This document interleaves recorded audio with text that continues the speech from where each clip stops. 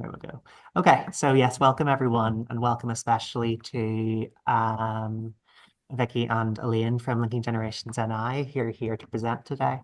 This is one of our online sessions that was set up as part of our schedule for the year with the NICIE Teachers Committee, which is really welcome to teachers from integrated schools, and we've also extended the hand to teachers from transforming schools as well who might be interested in the topics we're covering. Really excited to have Linking Generations here today. I think it's deeply connected to the work that we do within integrated education and that we encourage within integrated education, be it our principles, be it anti-bias in education, and maybe something that some schools do really well at and are really engaged with, but sometimes can slip under the radar for other schools as well. So I really appreciate the two of you being here today. So whenever you're ready.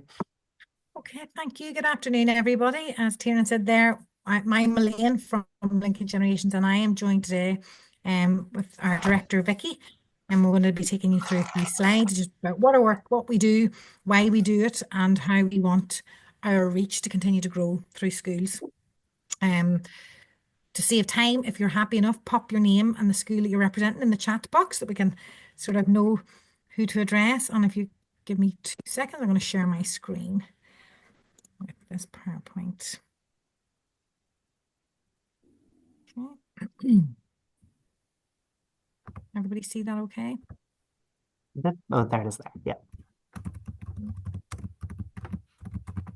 That the winds, because we've already, in Fermanagh where I'm based, we have a bit of wind already. I'm hoping it doesn't interfere with my internet. Okay, so for those of you who don't know who we are, what we do and why we do it, we are a very small organisation scattered across Northern Ireland. We all work home-based. Myself down in Fermanagh, Vicky's up there in Ballygowan. We have another colleague over in Bangor. I've just been with the organisation just under 2 years now. Had a history of working with older people in the past and younger people. So this was the first post where I brought the two together.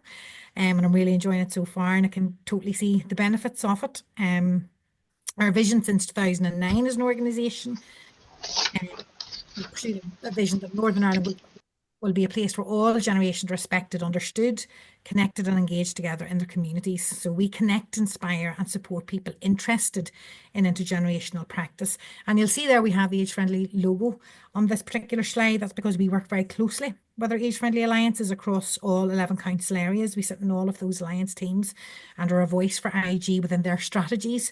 And it's something that is getting, it's, you know, getting momentum as intergenerational practice is being more recognised and how it fits so well with the age-friendly strategies across the province. We do what we do through a number of means. So at the core of everything we do is our network. We have a network now of nearly 1,000 members from across Northern Ireland. So we put out what we have to offer through those and encourage and inspire and support them to deliver intergenerational activities within their communities. We can do this through intergenerational training. Ideally, we'd love to be able to offer free training to everybody and anyone that wants it, due to capacity, because we are such a small team. Here, we generally, in recent years, our training has become more sort of tailored to individual projects as opposed to just throwing it out there for anybody to have. But hopefully down the line, that's something we will be able to offer. We offer loads of activity ideas and resources that you'll see throughout this afternoon's project. We offer advice and support to anybody that wants to start intergenerational activities within their communities or their settings. We have lots of partnership activities and projects currently ongoing, which we'll talk about later on. We deliver small grants twice a year, little pots of money that allow community groups, care homes, schools, any number of different settings to have a little bit of funding to put together an intergenerational activity at specific times of the year, which we'll talk about later on. As I said in the last slide, we're also a voice for intergenerational in terms of age friendly. So as well as sitting on all of the age friendly strategies within each council area, we also sit in a lot of the loneliness networks across the province as well.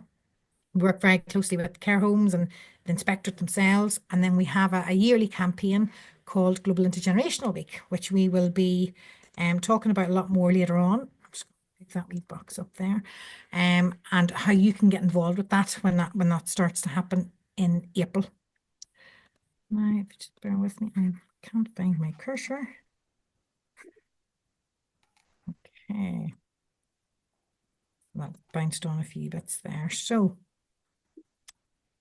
our core outcomes, okay, that we promote better connections. The people have connections to hear of IG practice and learn from one another, okay. Improved intergenerational practice knowledge. People learn about intergenerational practice, its uses, outcomes, and principles. Then we aim then to have more intergenerational practice delivered and evidence. So people have improved access to evidence, support, and funds to apply their IP learning and demonstrate the benefits by delivering more intergenerational projects. And in turn, we make, or our aim is to make a stronger infrastructure for intergenerational practice in Northern Ireland, so that there is that support access to IP tools, research, evidence, professional and policy development. So this is all about building capacity, building community capacity from the ground up in terms of what our outcomes are and what we are trying to achieve. Now, intergenerational practice, for those, some of you will are very familiar with the term and what it hopes to achieve, but it is still quite an emerging field or an area, you know. But in the last 20 or 30 years, it has moved on quite rapidly, and it is fast-paced movement. It is catching on. People are seeing the benefits. They're recognizing it's something that isn't just a nice thing to do, that it is in fact essential element of society. But essentially, the definition of intergenerational practice is that it aims to bring people together in purposeful, mutually beneficial activities which promote greater understanding and respect between generations and contributes to building more cohesive communities. IG practice is inclusive, building on the positive resources that the young and old have to offer each other and those around them. And that was a definition that was put together by our parent charity, the Beth Johnson Foundation, back in 2001. It's very widely used because there's nothing else being put together that can actually encapsulate what it actually means and why we're doing it. But what is it? You know, and this is just a wee exercise that we use quite often, just to try and let us think about what IG should look like, because there's different levels of intergenerational practice and terms of activity. So there's two different scenarios here on the screen. So a group of younger and older people come together to learn about digital photography, enjoy each other's company while making a calendar for charity. Or there could be a scenario example there. A number of older people are invited into school to talk about what life was like in the olden days. So what are your thoughts, or does anybody know what your thoughts are in terms of which of those is intergenerational or could be considered it, or is one better than the other, or is there anybody want to hazard a guess?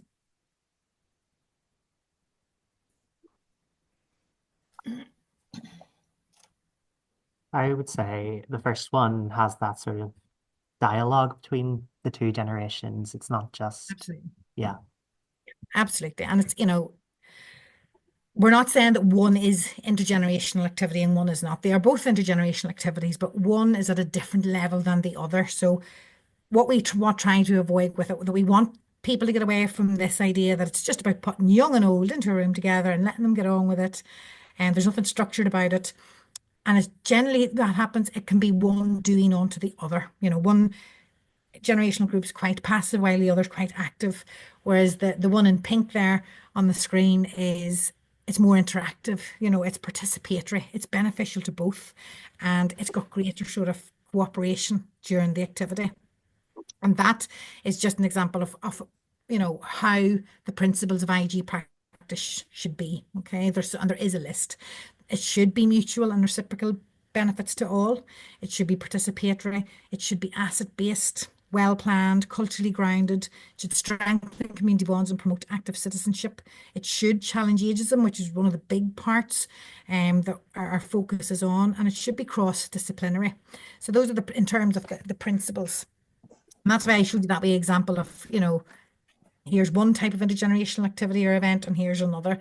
Which ones of those would be more in keeping with the actual principles of it? So it's that one in pink, because you're going to achieve those principles and people are going to achieve the benefits that can be had from coming together or bringing generations together. And then that's just a wee graphic about what the benefits are. We know that it reduces loneliness and social isolation. We know that intergenerational practice builds friendships and social connections, boosts mental well-being and self-confidence, increases understanding and sharing of experience between generations. It enhances learning and skill sharing across all age groups, which is really key within education as well. It creates opportunities for all generations to feel valued and part of their community, and it reduces ageism. And these are what we call the known benefits. They're as well as being the obvious ones, they're very well evidenced over the last 20, 30, 40 years. The evidence is there to say that yes, these are the benefits for both. But when you sort of dig deeper into intergenerational practice and you start bringing generations together in a planned way, that is mutually beneficial for them both. And it's, you will see that there are hidden benefits as well. And with a lot of the projects that we deliver and working on, we're digging those out. We're finding what those hidden benefits are. This is just the minimum, you could nearly say, but there's lots of other benefits to be had in addition to these. So I'm going to pass over to Vicky because one of those, as we said, those benefits is all about ageism, which ties in really well with the whole anti-bias. So Vicky, I'm going to let you take over from here. Okay, thanks, Elaine. So hello everybody. And as Elaine was saying, our work, intergenerational work, it is quite vast. It's so cross-cutting, and what I've been in my post for quite a long time, and what we find is like we're constantly trying to align, our work with the different sections, different boxes, whether it's education, whether it's good relations, whether it's positive aging, lots and lots of different stuff. But it's really nice to be on this information section today. And Tiernan had kindly put together these couple of slides because, as we all know, NICIE advocates for the use of anti-bias within education for integrated schools. And, we all know that this anti-bias approach then enables us to recognise our own social identities and groups, and also to engage with others, so that we can have this consistence of injustice in society. So for us, and just go on next slide, Elaine.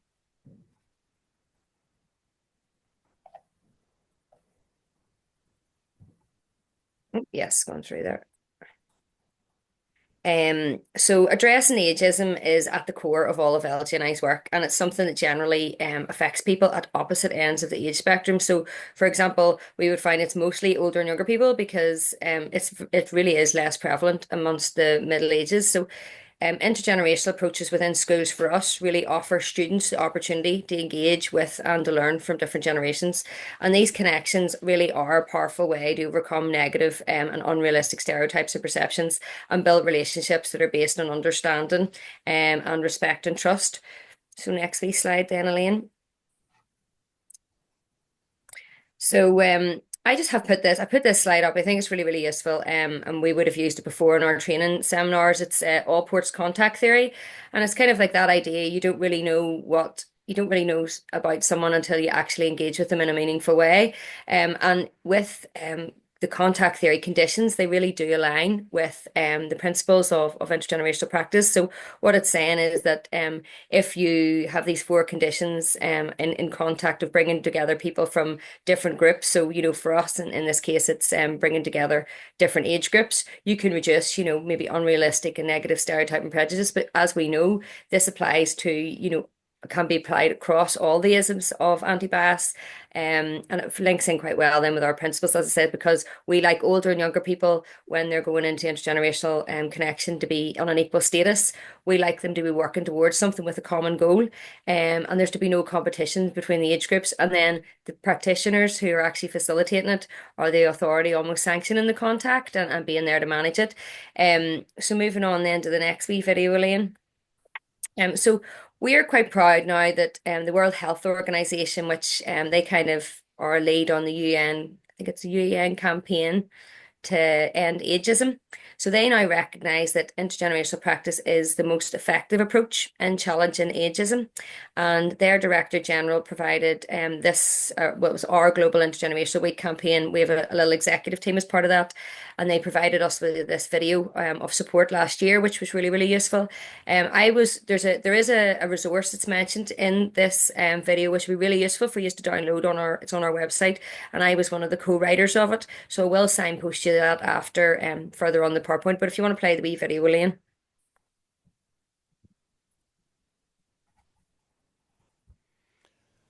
Ageism affects us all. A person's age should not define who they are, but The stereotypes, prejudice, and discrimination of ageism can have real consequences for both physical and mental health. Here is the good news. We can combat ageism. One of the most effective strategies is called intergenerational practice. It brings people of different ages together in activities that promote greater understanding and respect across generations. To help with this effort, WHO has published Connecting Generations, a practical guide for governments and civil society organizations to implement this strategy. In a world that can seem more divided than ever, the need for solidarity, including across generations, has never been more urgent. The new guide is part of a suite of resources available through the Global Campaign to Combat Ageism, which can be used in a broad range of settings, including healthcare, long-term care, schools, workplaces, and communities. This Global Intergenerational Week, I commend the many stakeholders around the world who are advocating for international practice to support health and well-being for everybody, no matter what their age. I thank you. It's really, really nice because we're aligning with Age Friendly, and Age Friendly is a global movement. And it was really, really nice to have that video. And I'm thinking it kind of really kind of brings home that intergenerational practice is really moving up the agenda as a professional approach rather than just, it's not just an activity, it really is an approach.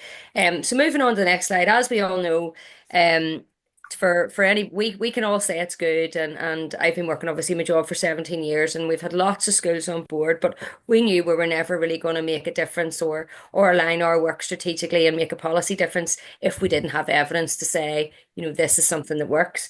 So not perfect timing, but back in 2021, totally in the midst of COVID, like Generations launched research to influence and support the influence, the support and recognition for intergenerational practice within education. So research was called An Intergenerational Approach to Improving Skills and Educational Outcomes for Children and Young People.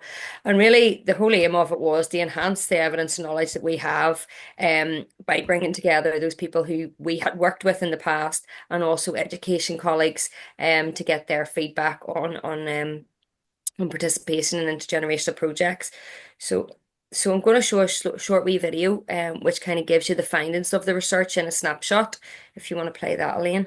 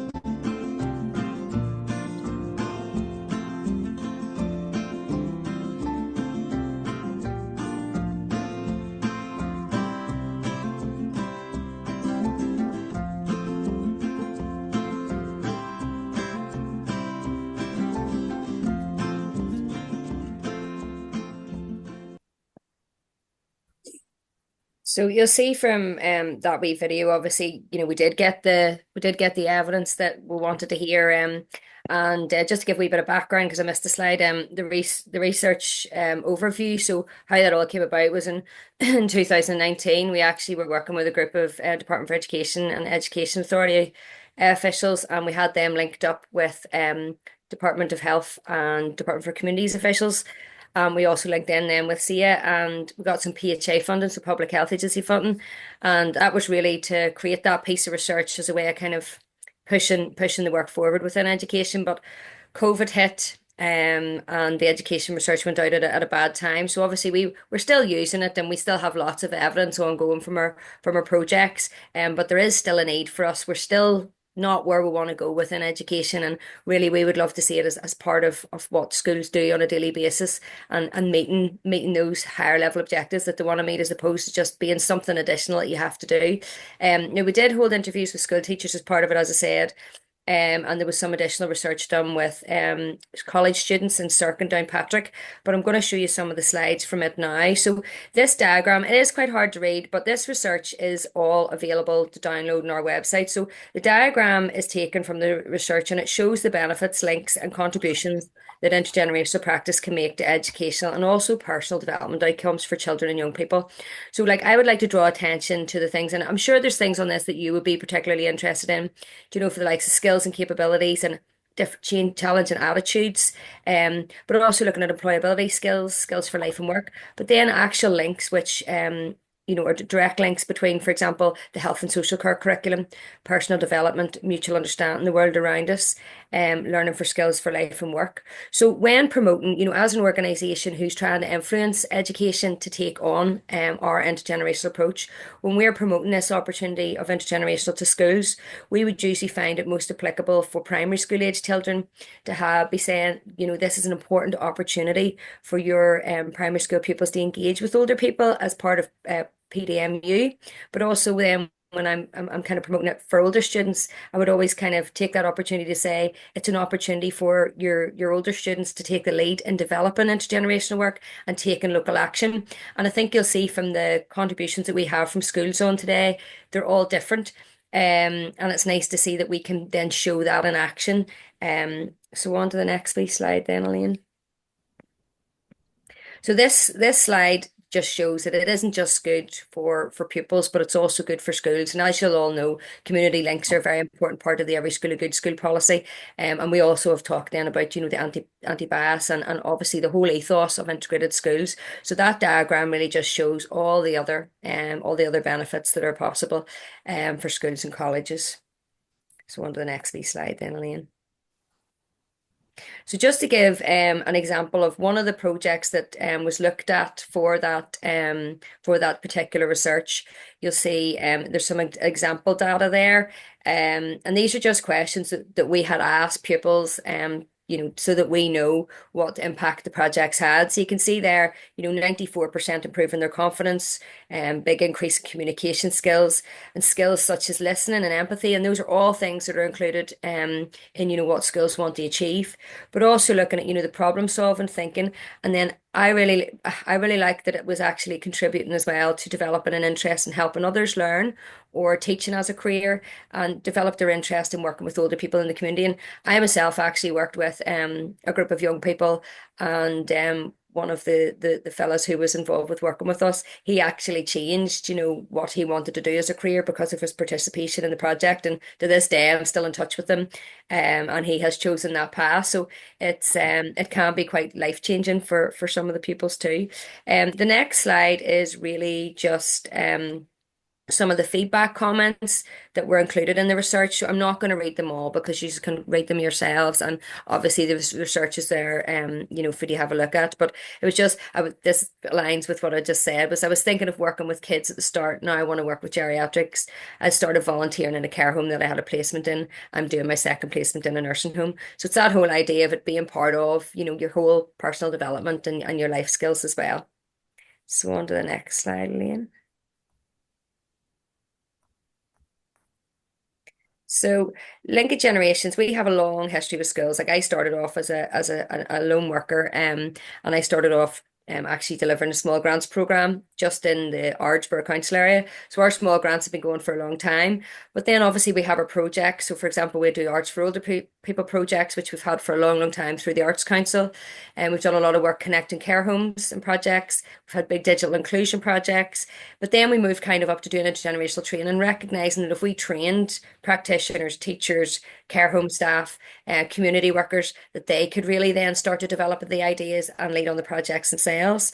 Our resources back that up and give people an extra support to be able to work on it.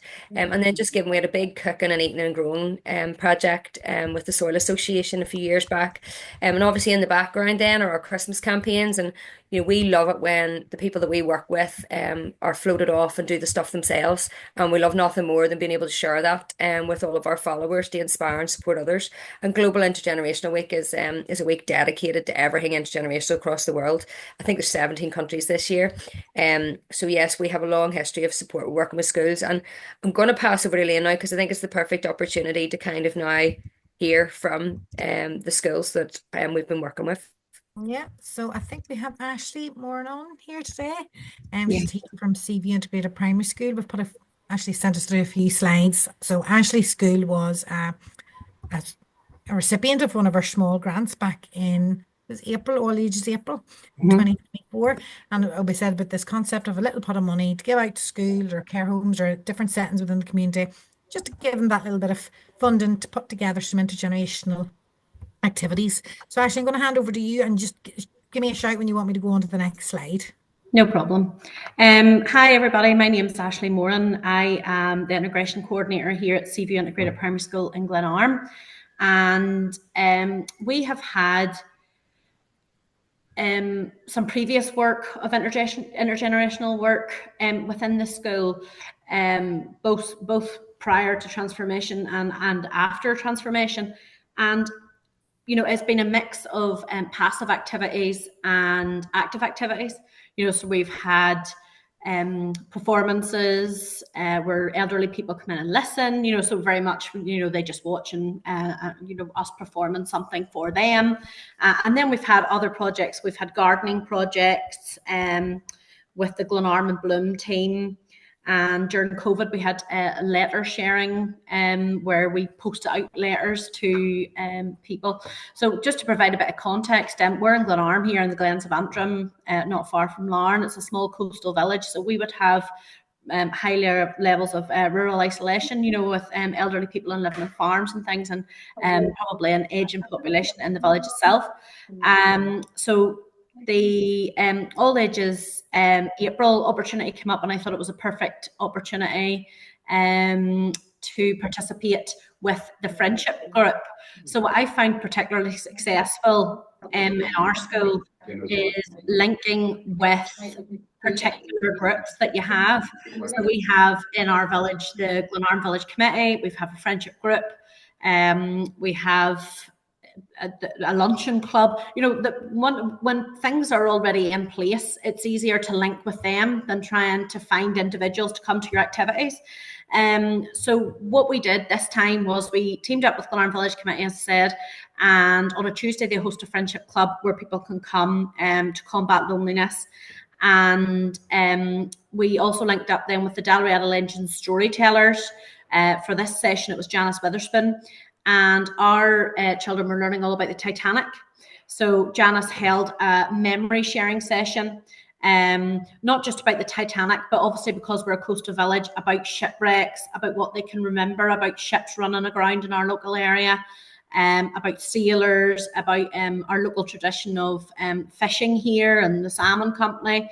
And it really provides real life context to what the children are living in now, that there's history behind everything.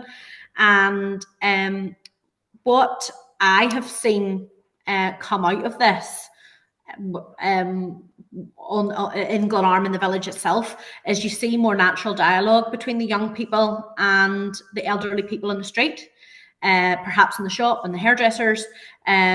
We definitely see more respect. We did have issues of very low level antisocial behaviour where they were knocking on the elderly people's windows and frightening them, those things. And I'm glad to say instances of that have come down since we have really pushed the intergenerational work within the primary school.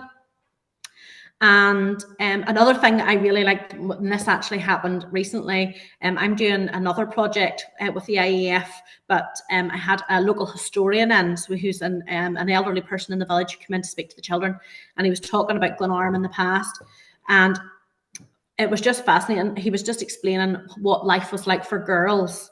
And, you know, even the boys are all, you see them all laughing, you know, saying, ah, that's right, the girls would have been maids, washing and cleaning. You know, it really shot home to me that those boys, even though we live in such a progressive society, you know, they still need those traditional ideas and attitudes challenged. And I think by looking to the past and seeing where we've come from and how little opportunities girls had then, you know, it really does challenge thinking and higher order thinking. So I've been delighted with that as regards to our project. If you just click on to the next slide, because it was all ages April and there was the small grant, which was 125, what we decided to put to ours was really much needed class sets of novels so that our children could develop vocabulary, look through local history books that then would enhance the storytelling session that we had with the friendship group. And, you know, it worked really well, and it provided our school with a resource that we'll be able to use year on year on year from now on in. So I've been delighted with the project. I think intergenerational work is extremely important, not just in small rural communities like ours, where we have so much, you know, crossover, but, you know, I think it has its place everywhere in all schools.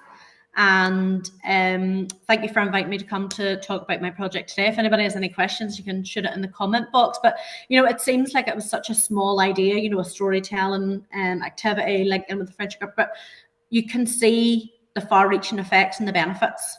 So thank you very much. That's brilliant, Ashley. Thanks so much, and thanks for contributing, because it's stories like yours that we love to hear, we love to share, and get this rolled out across all schools. And if everybody took that approach, imagine the next generation that we'll be bringing up and the difference that could have to society at a wider level. I'm going to pass back to Vicky, who's going to give you something else to think about as well with introducing our, although not here in person, we're going to share a wee video in a minute when Vicky gives you a bit of background. So so this is Ada Dara, who's from Dungannon Integrated College. We had made contact with Ada a good few years ago through intergenerational training. So we actually did a few sets of training for teachers and education settings. So Ada's given me a wee update. This is just a wee video of her about the training, but she gave me a wee update just to say to you today about what they had done. So they had really started off in 2020 with organising a few projects with care homes, doing the same as had been mentioned, you know, the written cards and letters and the singing and dancing, and the built bird boxes. But now they've kind of evolved. The year 12 students have requested to take ownership of their new project, which is happening at the minute, and it's with the Sandville Group Nursing Home in Coal Island. So the students have organised and planned and led their first visit at Christmas there, and now they're planning their next visit, and they're delighted that they actually have, you know, are taking the lead on it. And for me, I think the most important part about intergenerational is that it becomes an approach, you know, something that starts off maybe as an activity, and it doesn't always have to be the same students or the same connection. It's that the approach is embedded within the school. And I know in my local community in Ballygam, it's been going on now for 9 years. The P7s have been doing it, and it means that group of kids are going out into the community with that kind of knowledge and those relationships. So I'll just show this quick if you show that quick wee video from Ada then, Elaine. I was delighted to attend Linking Generations NI accredited intergenerational training for educational practitioners. At Integrated College Dungannon, we have for several years planned, organised and participated in intergenerational projects. Our projects have seen many of our students work with younger pupils from primary schools, as well as participate in projects with local care homes. The training completed with Linking Generations NI will help embed these projects as part of our integration offer. The training has helped provide structure, ideas and support for the projects we have planned. We look forward to working with Linking Generations NI and to making good use of the excellent resources they make available. These resources will help our students support others in the community and will further establish and strengthen relationships across generations in the Mid-Ulster area. Thank you very much, Linking Generations NI. I'll just stop. I'll reshare it in a wee second. Yeah. Yeah, so obviously all these things are available as well on the site, you can go back to, but just a quick introduction because I don't want to take up too much time and let these guys go on too. So next up is Newbridge Integrated College, and I had met the principal Anne at the Integrated Education Fund conference, and it was really, really good to kind of get speaking to someone who was so enthusiastic about us, giving them a bit of support. And we had done some training with the students, and since then their intergenerational work has really taken off. So I don't want to give away too much. I would rather they told you all about it. So if we want to pass over to them. Yes, hi there. Thanks very much. My name's Dawn Manson. I'm one of the senior teachers at Newbridge, and I've had the privilege of taking over from Anne in terms of the intergenerational work that we do. And it's just been such a highly enjoyable experience for myself, but obviously for our students. And just like Vicky said earlier, such an amazing opportunity for our young people to develop their skills and qualities far beyond what can be offered, inside the classroom alone. But look, I have with me today two of our students who have been heavily involved in the intergenerational work that we do. They're part of our intergenerational strategy group, our sixth form strategy group. So I'm going to pass over to Jake McCourt and Evie McKeown, who are going to take you through the work that we do and explain a bit more about it. All right. Guys, just shout out and I'll go on to the next slide for you. Perfect. Thank you very much. So good afternoon, everyone. My name is Jake McCourt, and I am currently, I'll let Evie scoot in here as well, the head boy at Newbridge Integrated College, and I'm also a member of our sixth form intergenerational strategy group. Firstly, I would like to begin by thanking you all for this opportunity to talk about intergenerational practices within our school, and which also promotes our school's strong values of compassion and empathy, but has also created wonderful opportunities for both old and young students to learn from each other and from others within our local community and further apart. As head boy, this has been an amazing opportunity for me personally, as I've been able to develop my interpersonal skills and have the ability to work with others, and it has been also very beneficial in identifying what I want to do when I move on into the future, as well as supporting me through completing my UCAS application. My name is Evie McKeown, and I'm a Year 13 student who joined the Intergenerational Strategy Group this year. My sister Amy was also a member of the initial group who formed our first Intergenerational Strategy Group and received training from Vicky Titterington from Linking Intergenerations on the benefits of intergenerational work and the importance of breaking down barriers and stereotypes. We wanted to learn and challenge intergenerational perceptions. By doing so, we created new opportunities for young people and the older community to learn from each other. This training was then passed on to the next group of sixth forms and has kept going ever since. I have looked forward to getting involved myself to carry on this important work, which has already served as a great enrichment experience for me. This has also been an opportunity for me to learn how to communicate effectively and will provide a great talking point for interviews as I prepare for a career in primary teaching, certainly a career where empathy and compassion will go a long way. And this year, our intergenerational strategy group has been made up of roughly 20 sixth form students, which is growing in number every year, which we're very glad to hear. And we are so pleased when it came to the founding student of this group, Caitlin Barry-Clegg, who Vicky trained up. And we were happy to come along to our first planning meeting where we talked about issues such as ageism, social isolation, loneliness, and digital exclusion becoming increasingly prevalent across the age spectrum. We felt that we had a duty to almost raise this awareness with the younger members of our school through then Positive Aging Month, which was in October. Positive Aging Month was a perfect opportunity for us to celebrate existing connections. So we spoke at year group assemblies to encourage students to celebrate this special occasion by creating a character profile on a grandparent, a neighbour, or someone else in their family. We urged pupils to take the time to chat, ask questions, and learn something about this person that they could share with the rest of us. We asked them to take a picture and celebrate who they are. Pupils decorated their sheets to help us create something to mark the significance of the month and our launch. These A3 sheets, as you can see on the screen. If you could hit on, Lillian, if that's perfect. Thank you very much. Yes, there we are. As you can see on the screen, we're then showcasing our library to celebrate these wonderful people in our lives. We then carried out a community mapping exercise to see what was needed in our community, and we then reached out to local clergy to help us identify people who live on their own or would benefit most from building these sort of connections. And we also reached out to local care homes and found a very strong link with St. Patrick Care Home in Banbridge. Our next step was to plan and organise a Christmas intergenerational dinner. Members of our strategy group worked with Miss Manson in submitting a funding application to the ABC Council to help cover some of the costs involved in the Christmas dinner preparations and other activities, and we are very grateful to the Council for this funding. Next slide, Lillian, please. Thank you. So grandparents and members from our local community and residents from local care homes were invited into our school canteen for our annual Christmas intergenerational dinner, and we organised some music, a Christmas quiz, and even a festive art and crafts activity. Each member of our strategy group sat and chatted to each person at their tables, learned so many exciting things, such as their interests in potentially music and how they socialise throughout the years. And we were also able to share some of our interests as well. This year in particular, my grandfather attended the meal accompanied by my dad, and it was so lovely to have 3 generations of us all sit together in school. This was an incredible experience. What is my last year here at Newbridge, and I've definitely taken a lot of pride in being able to do that. It's not every day you get to sit and have dinner with your grandparents and your dad in school, and it was a very, very great experience, but definitely taking stock of all these special relationships I have formed throughout my many years at Newbridge. This event was a great success. We followed on this work by introducing a knit and natter activity after school every Monday for 4 weeks, where our Year 8 students were paired up with a member of our community and were taught how to knit. It has been amazing to watch the interaction between the different age groups and see how unique relationships being formed.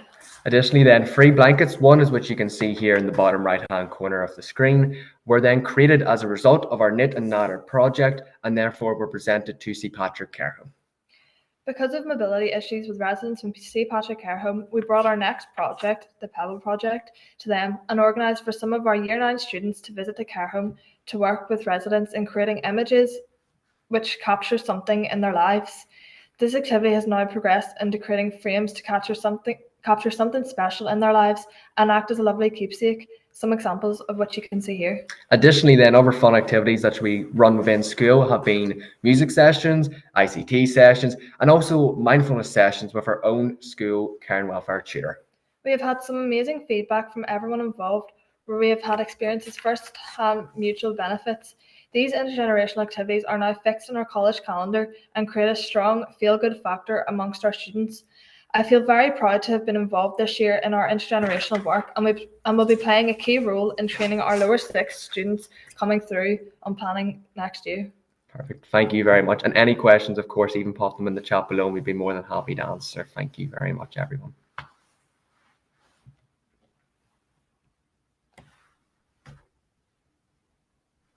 Wow. It's really, really good to hear.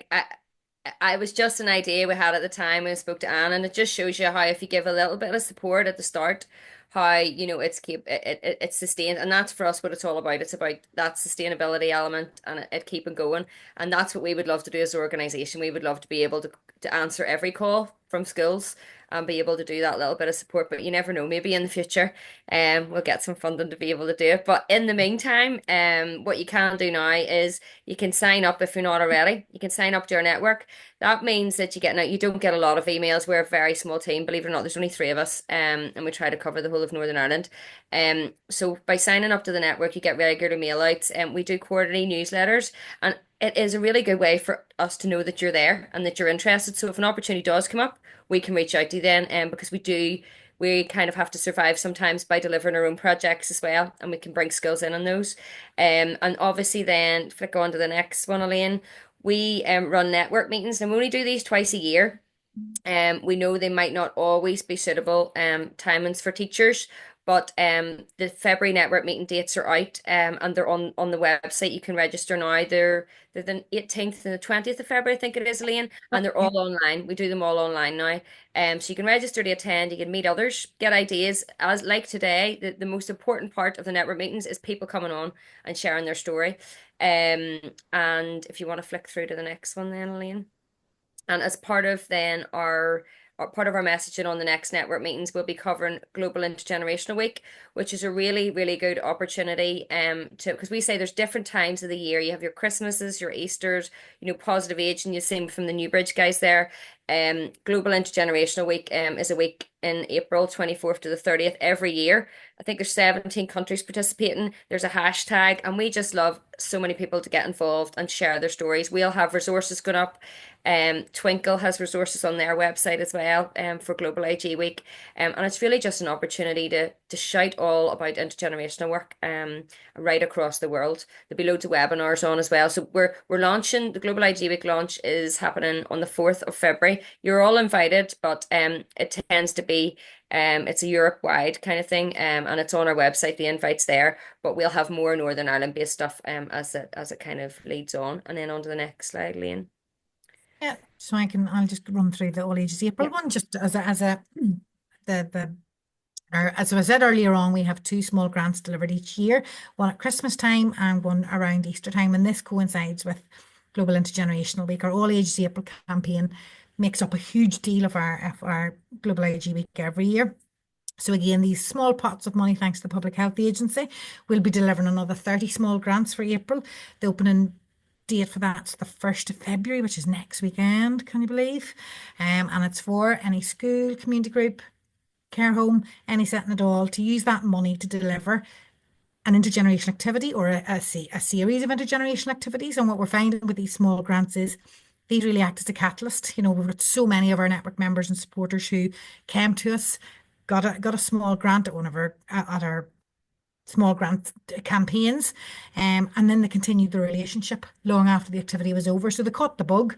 It could have been a school that linked up with a community group, and 12 months on, 2 years on, they're still meeting up on a regular basis because of the inspiration that they had from getting involved in one of our campaigns.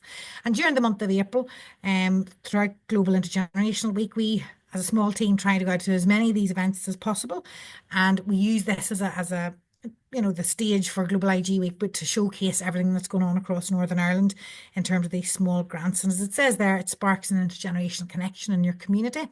They're open to anybody, so do sign up to our network and get on the website and find out how you can apply. Application is really easy. The closing date's the end of February, and it'll be for activities that will happen during the month of April. And then, Vicky, I will let you run through the resources that we've got to offer. Yes, so just to mention, our website is where we try to put everything because we're such a small staff team. We are available to have a conversation or to have a chat with you about your ideas or to signpost. But the website is full of information, and I've just put some pictures up here. So you'll see there that on the left-hand side, we always have a Global IG Week ideas guide that you can use. The ageism one that was mentioned in the Who video is the yellow one down at the bottom. Twinkle has a page on their site which has lots of different resources. Now, some of them are just activities, although there's PowerPoints up there from Global IG Week last year, and that age-friendly one is quite a good one. I would signpost you to that one. We might be having another photography competition this year, so to support Global IG Week. It was kind of in partnership with the Commissioners for Older and Younger People and sponsored by SPAR. It was won by someone from Knockbreda Primary School last year. Then you've got Loneliness Awareness Week up in the top right-hand corner. And just mention and is showing that we are involved in lots of different policy conversations as well. So we were involved in the action group on loneliness policy in Northern Ireland, which got the motion for the loneliness strategy through. And then the Christmas campaign, it's just over. We've only just caught our breath from it, but you can check it out in the website as well. So I thought it might be useful if I just shared the website quickly, like really, really quickly, just to show you and navigate around it. So if you go into our website, you can join the network up here. in this drop-down box in your news section, this is where you'll get the most up-to-date news on everything we do. So I try to keep this quite up to date. You'll see there a thank you in the Intergenerational Christmas campaign. You'll see a report up there, the network meetings you can sign up for. And then this section, obviously, there is lots more information. You can Global IG Weeks here. You can read up on all of our old projects. They're like a static page, and you can get the reports from them. You can see the impact, the photographs, all that kind of stuff. But obviously, the most moving pages are your news pages. And then if you're on the network, you get the newsletters. The resources section here, you will get lots of different stuff in the resources section. So you'll see there's recordings from, we did a Christmas bit like this, but we did one for a Christmas Ideas Support webinar. The recordings up there. There's resources we did for Positive Aging Month, Christmas Ideas. So as you scroll through that, you will find all the resources that were mentioned from today as well. So, and any problem finding anything, just get in touch. So I'll stop sharing that, Elaine. Yeah, so just a couple of more slides to share before we ask you to give us a little bit of feedback. Vicky, I'll let you run through what we'd love to be able to do in a perfect world, and what we realistically will be able Yeah, and I suppose, obviously we have big ideas, and like everybody in the community sector in Northern Ireland, no money, but if anybody has ideas, sometimes we can't tap into education funds because we're not an education provider. So if you have any ideas that you can include us in, or if there's any way, for example, the Newbridge thing for me was something that I would have loved to have been able to roll out to lots of schools. But if you have any ideas, that we have lots of ideas to match those ideas, and we almost need like school enablers to help us to kind of get in there. So really we want to help in education with intergenerational practice as much as possible. And now on to the next slide, Elaine. Yeah. Yeah, and what it might look like, for us, the big win is for us, I would love to have a school awards program where we're like forest schools, or we're like, we're like eco skills, or that's way down the line, I think. But obviously just that all of these different things on that slide could be different parts of what we do. So if anybody's any ideas, please contact us. And we've just one last favor to ask, which is we've managed to get some funding to deliver this session through the Public Health Agency, which is our kind of core funder. And we just have a couple of Mentimeter questions if you could give us the time. It enables us to kind of prove that we're doing a good job. And also, while I have the opportunity, if I could just say thanks to everybody for coming, and also to the brilliant presenters, because yous make the work come alive. Absolutely. So folks, I'm sure you're all familiar with Menti. If you want to just go to menti.com, I'm going to share my screen and present a little survey.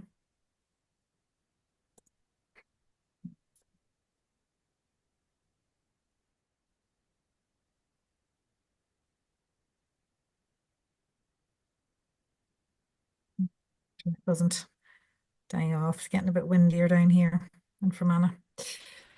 I'm just going to put the website link into the chat box as well, because I noticed someone has.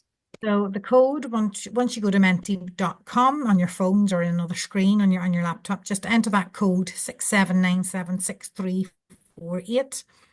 And there's just 4 short questions that we're going to ask you. So once I start getting people on and able to answer those.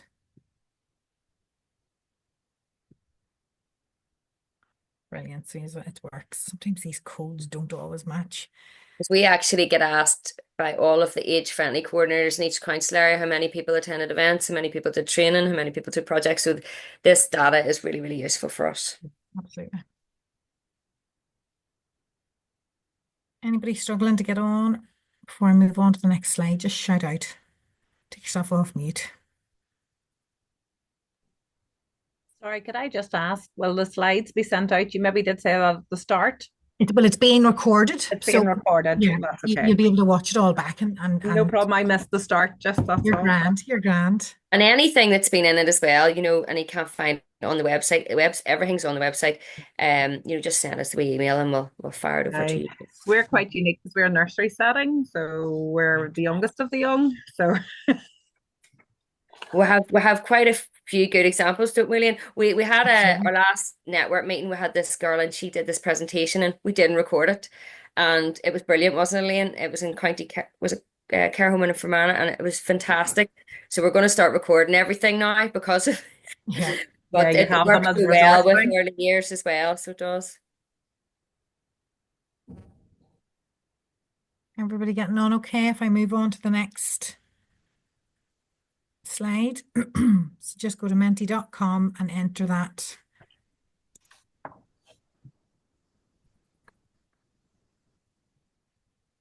Okay, so next one is, bear with me. Yeah, and it is anonymous, so feel free.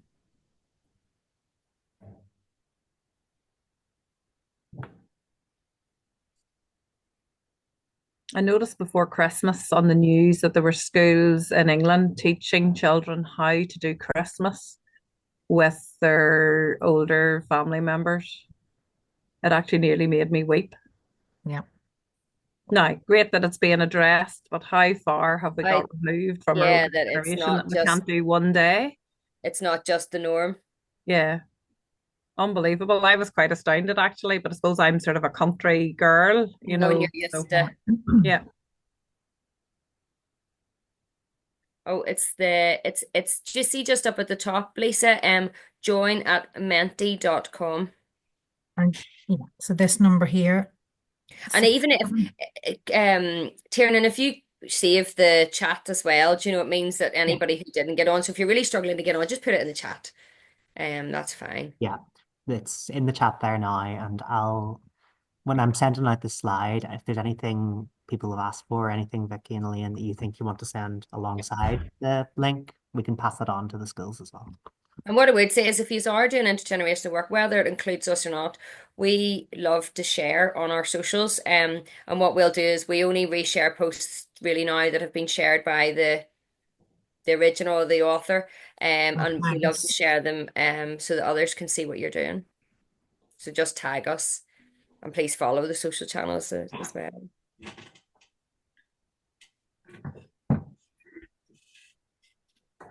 But you were saying, Leslie, about what you were watching about having to how to do Christmas. It is, and that's why intergenerational practice is becoming so much more urgent. I think there's elements of life the way it used to be are being lost because we're living in this digital age, and then COVID exacerbated all of that even further.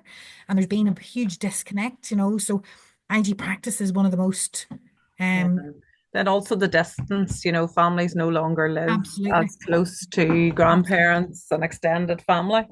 Absolutely.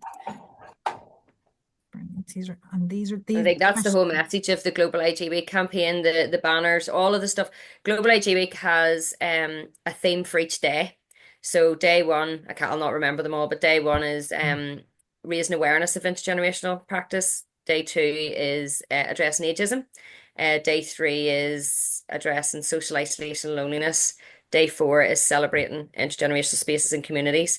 And then I can't remember what all the other ones are, but there's a one on each day. So you can align, what you're doing if you're wanting to share something, or even if you're just wanting to share messaging.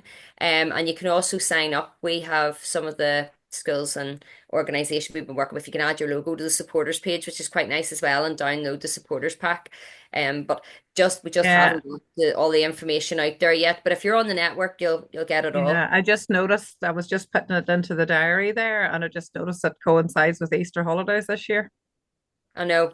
Easter's quite But then what you can do is you can always, you see, we've kept it the same date every year. Yeah, but next year it'll not be, yeah. Yeah. So, because what we were doing was we were changing the dates every year, and because it's in the UN calendar now, and it's on the international days. So, but also the council buildings, some of the council buildings light up for it too. But what we were going to do is you can still share, your activity doesn't have to be happening that day. Yeah, It could be something you did before or after. And it's really about the conversation. And there is a load of webinars on. We did do a teachers webinar last year. So we haven't got our webinars organized yet. It only seems like a blink. It was Christmas, and now we're trying to organize the Global IG Week webinars. But hopefully there'll be lots of exciting stuff, and you can join any, from across the world. So you get a list of them all. Very good. So folks, that is the last question in this Mentimeter. Before I take it off the screen, and I will leave it open for a little while yet. keeping you updated. It is really, really essential to sign up to our network, because that's the way we will keep you updated on, be it small grants that you can apply for. If we get a little pot of money to do some training, which is something that we're trying to, we're exploring at the minute, I've been able to offer training out to schools for free. You'll get all of those regular updates when you sign up for the network through our newsletters and our emails. We won't bombard you. We don't do a huge amount of it. But when we reach out to you, we've got something to tell you. So do sign up. Need to do it. I also you were mentioning like an accredited award. So Tiny Life, as the premature babies charity. Yes. They have an accredited award, so they might be a charity for you to contact. As to how they got their award set up, because How they actually did it. Yeah, because I know it is accredited now. You had to go through and it was an online set of, you could complete it in your own time, but they had set that up and they had to get it accredited. So you'd probably need to guarantee quite a number of people to be doing it to be worth the accreditation fee. Such a minefield, but what we're trying to do at the minute is we're working on a UK project with Scotland, England, and then Northern Ireland, and then the English ones are working with the Welsh. Yeah. But we're trying to find what is the best, because you're working with care homes and schools and youth groups, and you're working with such a wide range. We'll definitely look into that. So well. Yeah. But Tiny Life would be the same, because they would go across health and education and Sure Start, and so on the trust. So it might, they might know the pathway. I know they didn't. They bought in the training, so to speak. That's the way I think they do it, the modules. But then they wanted their own accreditation for the actual title. So I don't know. You need to chat to them. I just remember them discussing a wee bit about, but they might be still trying to contact. So thanks very much. No problem. Can I just say right before we finish recording, just on behalf of NICIE and I think everyone here, we had a great turnout there, and I know people have had to leave early, but it's testament to, I think, the interest people have in your work and how they want to ingrain that within their own schools. And there was so much there to be sort of picked out. But we always talk about within an integrated education and within the integrated ethos, it's all about being intentional and being planned in terms of what you do, which deeply intertwines with what you were saying there at the start, Vicky and Elaine, about how this all really is about being planned and having a planned approach to it. And just on reflection of the points that all three schools brought, up in Seaview, I think everything there, but specifically what was being said about the impact it's had on the children's relationship with people within the community, and as a school looking outside of its own walls and actually having an impact on the community in the way it's building relationships. And in terms of the post-primaries, with those brilliant examples from those at Newbridge, I think, first of all, how student-led it is, and also I couldn't help but think about how going from where it started with that small seed, and how so ingrained it seems to be within the schools at this point in terms of everything they do. And it's really impressive and admirable. So thank you so much. And thank you for your presentation. Thank you. Okay. And thanks for the opportunity to get our message out there.